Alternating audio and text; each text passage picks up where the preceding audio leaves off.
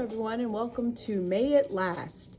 I am Dawn of Number 9 Farms, and what I have is all this garlic that I grew last year, and this is what's left. I had like 11 bags, and we have used so much of it, and there's some more right here too that I had up here at the house, all right, up here in the kitchen.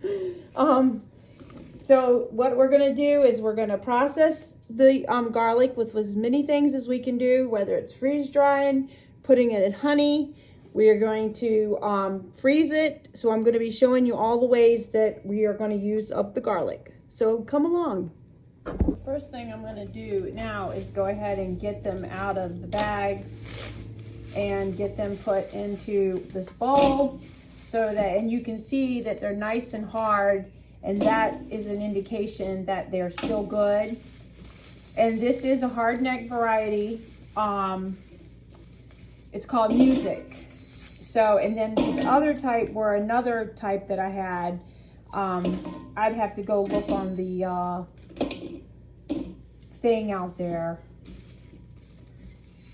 The tags, because I don't remember that brand. But I get this from Fillery Farms.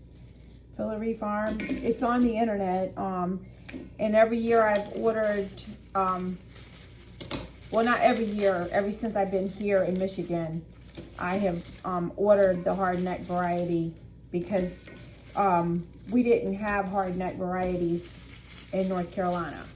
Well, at least that I knew of. We had soft neck. And so when I first got here, the escapes come from the garlic. And I was like going around to, because I worked at the farmer's market, and of course I still do, but it's not going on right now. So anyways, there was escapes everywhere. And I was like, what are these things that everyone has? And I was like, didn't even realize what they were. And so that's when I realized that, they were scapes, and I fell in love with them. And ever since then, I can't get enough of them because there's so many things to do with garlic scapes. So the first thing I'm going to be doing is going ahead and getting them cleaned up. See, they seem to last longer when you don't clean them up as good. So what I'm going to just do is get all the peeling off of it and get started. So you can see how pretty they are once you open them up and get them apart. So, okay. Guys, so I wanted to pop in and show you I've got a helper now. Ooh, I waited all day to help my boss lady. I've been waiting and waiting. They let me out of they let me out of prison early so I could come home and help. So, okay, you see this, and then I have this I got at one of the shows. It literally works like magic. So you see that? And you see how big this garlic clove is. So, and I'm going to cut off the end, just enough right there. And since this one is so big, what I'm going to do, and you can see on this one, and sometimes I even have to cut it again because this one is so big. But this is how I do. I put it on the freeze dryer trays just like that. And then I freeze dry it, and then all I do for like nights when I'm cooking tacos or I'm cooking any kind of soups, anything, I just throw right in from the freeze dryer right into the pot or whatever it is. So it's a pretty good little thing. And also there's another technique I do too, like for peeling garlic, but you take a big knife and then you push down on it. That's how I mostly do it. But, oh, my goodness. Once I got this at the show, I've been doing this ever since. Plus, it's a little, look at that. It's magic. I love it.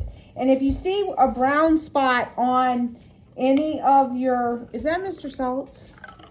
If you see a brown spot on any of your, oh, that's Abigail. Any of your garlic, like I saw one, let's see. There, all you have to do is cut that brown spot off. It's not bad. I researched the science part of it to make sure that I was telling you right, and it is safe. You know, safe. There's no, it hasn't gone bad or anything like that. So there we go, and that's it. And I would pop in and show you that I am finally finished the bowl, and ta-da!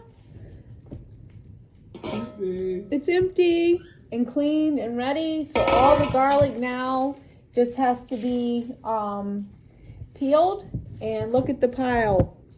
Woohoo! So I've got one of these things too from Pampered Chef. So I'm going to use that and help get this done. And we're so excited. Yeah, this is amazing. Guys, close your eyes. Boom. Look at that. That is a mountain of garlic. And this is a big board. So you can see. Yeah. So let's now get ready for the freeze dryer.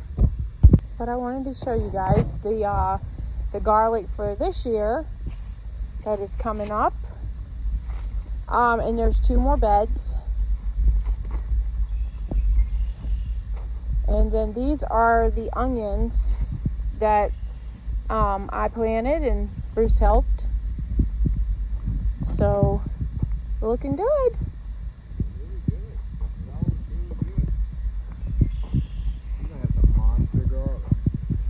Yeah, I can't wait.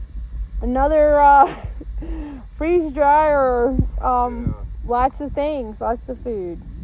Yeah. Here are the other 2 garlic beds. So you can see it's a lot of garlic and a lot of scapes. All right, so I've got the trays loaded. Of course, you could fill them a lot more than you see here. This is just was everything. So I've run out of what else, all the let me get it out. The rest of the things I want to do. So I'll have to either get some more garlic or just wait. But I have other things to do. So let me go ahead and load it up in the freeze dryer. All right, so you could pre-freeze these if you wanted to, but I didn't do that. So we're just go ahead and close it up now, and we will see you back shortly. Everywhere you can see. Alright, so the freeze dryer is close to being done. So we just got a few more minutes probably. I mean, it can't be hardly that. But today when I dropped Cooper off at school, I went to the little local grocery store, like a little mom and pop place, and I've got some more garlic. And that was big for me because I'm not one to run into somewhere and do that. So that was a big thing. So and you did good. Huh? And you did good. Yeah, so anyways, I wanted to add in something that we could do too. If you've ever, like, I've had this book since 2017. This, because every time we look for it, I have to look online to show Bruce the cover. So I can't find her books without a picture of the book. So I have to show him every time. It's like I said, I bought it in June of 2017. Okay, so long story short, on page 55, dandelion buds. Well, right now we have lots of dandelions. And so I picked some dandelions with the help of Bruce today, and I've already rinsed them. And what you want to do is you want to use the ones that are actually closed up really well, because those are the ones that are going to ferment the best. Because basically what you're doing is you're making almost like a caper. So we're going to use 2 garlic cloves. So also I've got some fresh thyme out in the garden and some onion, but that's all optional. So we're going to make that together and we're going to ferment this. But of course it's a 5-day ferment, so you won't get to see it, but the idea is there. And also what we did tonight was we I like to ferment a lot of stuff. So Bruce can tell you, from And it's delicious. It's great. I love apple it. cider vinegar. I mean, The carrots, garlic, yes. honey and garlic. Lots and lots of ferments. But so tonight I put together the little ferment kit here because I like to have it like this. You don't have to have this. You can put you can unscrew it, but I know in my life it gets hectic and crazy, so I also have like these little pickle pipes that I'll use also as well. So basically it burps itself. But these, we have tons of these things because we've been making beer since, gosh, like the year 2000. The beer and wine. Beer and wine. Oh, yeah, the wine is the best. That just makes me want to have a glass of wine right now. So anyways, guys, so I just wanted to throw that out there about the dandelion buds and the little ferment, and I'll show it to you in the jar. Because since it's, this cookbook, is not probably online as far as this, so you might want to check it out. And Stephanie, this book is amazing. If there's one book that I have used so many times, it is definitely this one. So if you're interested in making one of these little kits yourself for some of your ferments, this is, you want to go slow, but it's a 1/2-inch drill bit, and you always want to have a block of wood and hold it down slow and tight, and it's going to grab, and there it goes. Well, you don't need a little wooden block in there if you just want to drill a hole in your copper sandwich. Yeah, I don't think that's a good idea. What do you think? But then you want to wash this, of course, and then it comes like I get these usually. Me and Bruce just buy the kit, these little what do you call them, grommets. Grommets. But you can even get these grommets at places like the hardware store. Yeah, you get them at Lowe's, Menards, hardware, anywhere. It's just a 1/2-inch grommet, and they come in different sizes. But the bubblers we buy, they're not expensive either. You can buy them. Oh gosh, like a bag full for like $5-6. And everybody should make beer and wine. Yes, it is a requirement. So it's fermentaholics.com is where a lot of the stuff.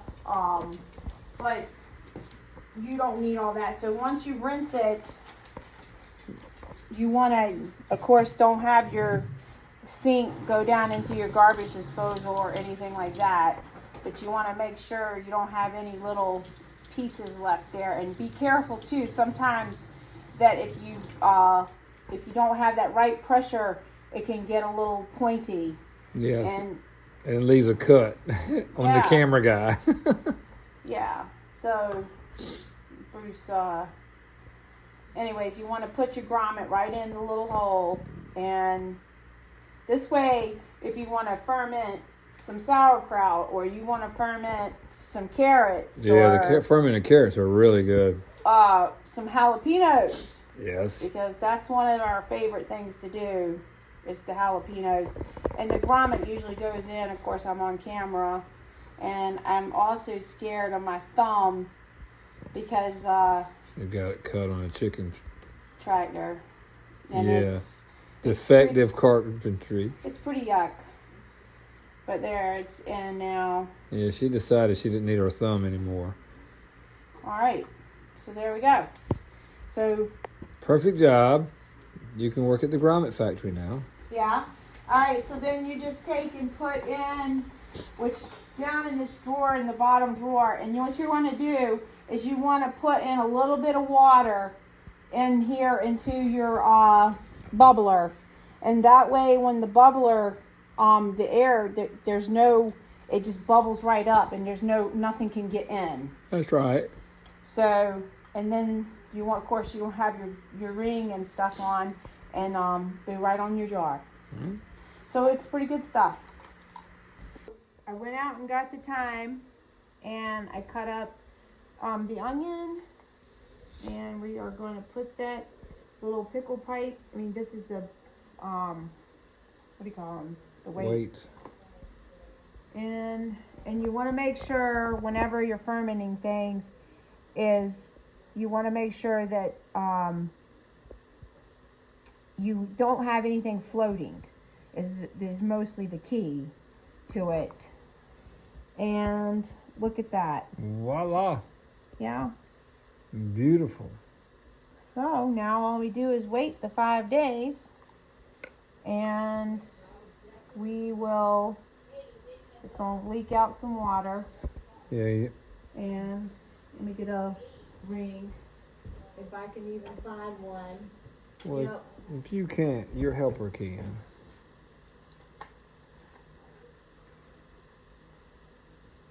See, there you go. And then I'll put the water right inside here. That's it. And then we will wait 5 days, and I'll see what happens. Okay, guess what? I told you we were close. 20 hours and 22 minutes. And what did you say? Wow, I don't know. You said overnight. Yeah. That it was going to be overnight. All right, so let's see. Look at that. It's perfect. It's all done. You can hear it. Nice and... You want to come in and look at it? Sure. Look. Come in and try a piece of it. Well, you go right on ahead. All right. All right. That's right. I want a piece too. It's strong. I don't know if you should, because you every time you... I like me some garlic. It makes That was a spicy one. It makes Princess want to kiss all over me like a vampire. All right, well, we're going to go ahead and get it packed. So I just went ahead and packed it in all the jars, just like that.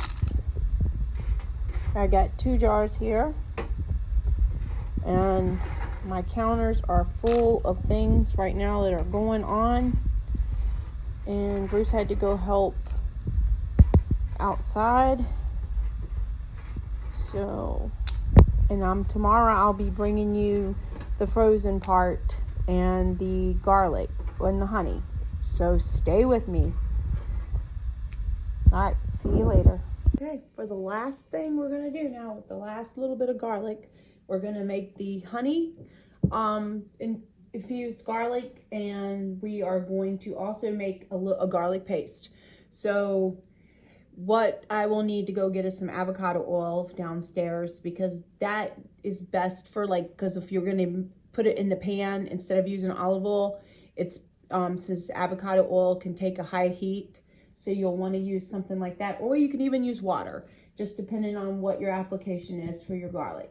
But since there's not a lot of the garlic here to make a whole lot of the paste as well, I'm going to just make a small jar of the infused garlic. Yay, it's all peeled and ready to go.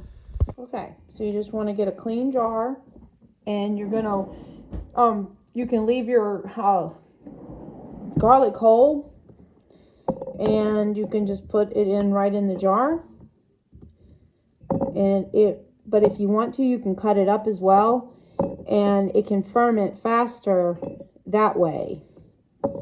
But basically, we're just going to put in about that much, because you want to really put like half of the jar to make it really. But if we want to get some of the paste made, then we got to save some of the garlic for that. So, and also you could put in something like cayenne pepper. You could put in a little bit like cinnamon. So, and the cayenne pepper helps with inflammation. It helps with pain. Well, I can't really say that, but anyways, it does. That's what the internet says. So let's just put that out there. All right. So now the honey here that I have is honey from North Carolina. And when I say that, because I live in Michigan now, but I was not fermented. It was completely crystallized. So I had to uncrystallize it, should I say, bring it back to liquid state. And I did that with my sous vide.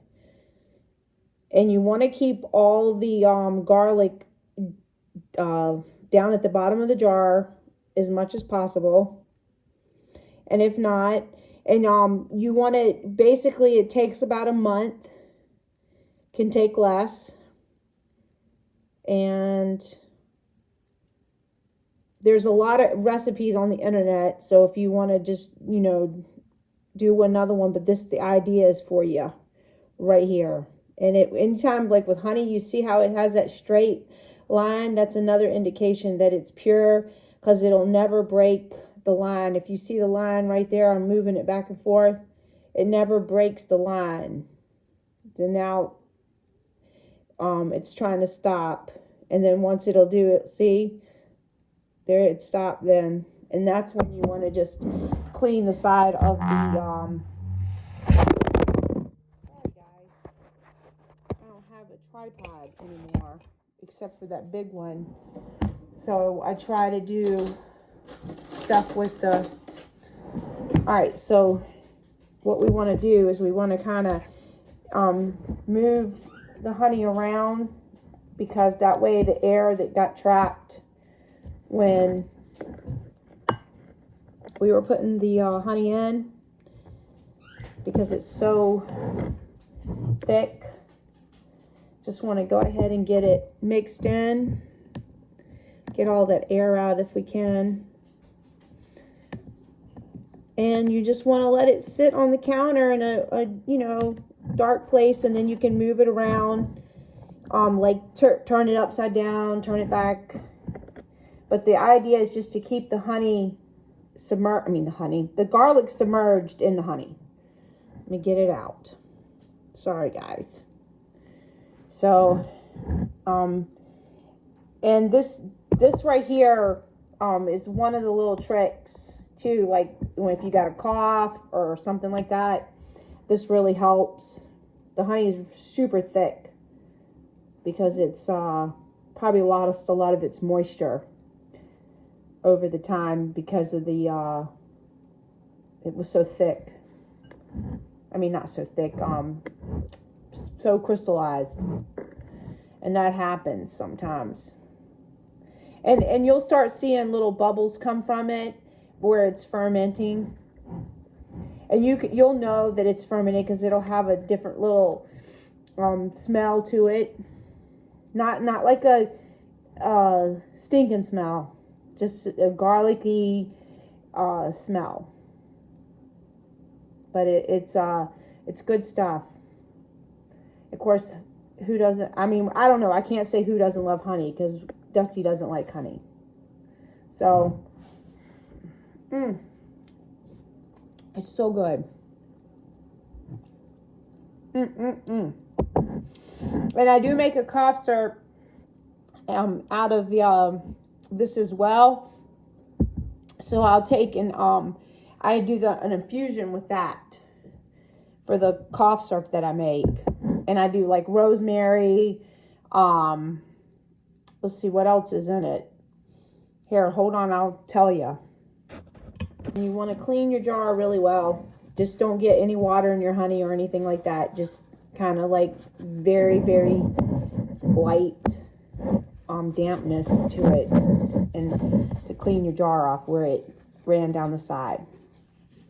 Alrighty, so now we can put a lid on this, and then like every day we're gonna shake it the best we can. But like I said, there's other, they could even put cinnamon in it, so that's another thing. Oh, so I said I was going to tell you about the cough syrup.